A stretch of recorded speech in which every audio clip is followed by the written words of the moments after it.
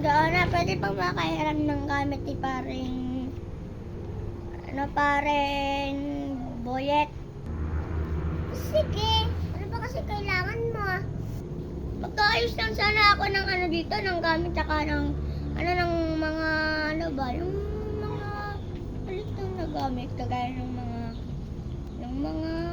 dyan, mga ginagamit, kagaya ng mga TV, electric fan, yun, basta. Okay. Oh, ito layo-layo mo naman. Oh, sige pa. Oh, iabot ko na. Tara. Yun, pinahiram ako. Thank you, Joanna. At saka, sasabihin ako sa'yo, may gift ako mamayang gabi. Kaya, mamaya, pagbigay ko mamaya ng gift, basta may regalo ako sa'yo. Uy, salamat. Salamat naman sa bigay mong regalo sa akin mamayang gabi. Siyempre, basta maganda yun. Dahil tinulungan mo ako, maayos ko yun. Sige. Maghintay na lang ako ng gabi dito. Basta punta ka kaagad Huwag ka maghuli, huwag ka magpagabi. Sige. Para mamaya maso-surprise ka talaga. 1 hour later.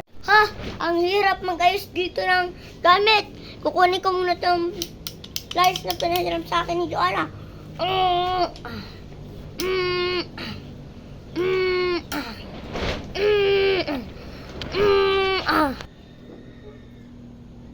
Hoy, anong ginagawa mo dyan?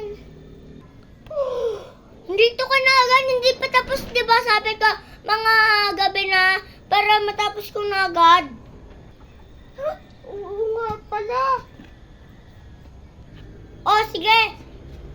Umuwi ka muna sa bahay na. Dahil mag-aayos pa ako ng gamit ilang mga sinasabi ko kanina. O, sige. Uwi mo na ako ingat ka. Wag. Loko talaga yung duwa ng yun. Uy, may nalaglag. 1 hour later. Anong oras na? Wala, mag-aalit siya na pala. Hindi pa narating dito si Joanna. Abi, iwan ko sa'yo. Di mo kasi ako tinawag ka agad. Yan tuloy, na-late tuloy ako. Teka, ikaw ba si Joanna? Hindi ako si Joanna, ako si Samantha. Ayaw nga pala, in-invite ka pala kita. Si Pata saan? Saka si Joanna. Si Boyet. Saan na?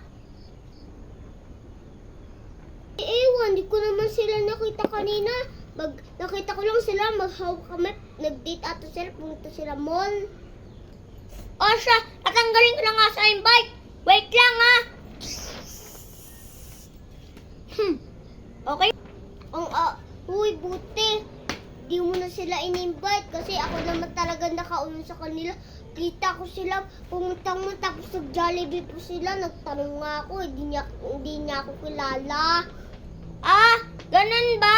O sige. Tatawagin ko na lang sila, papagalitan ko. Bukas.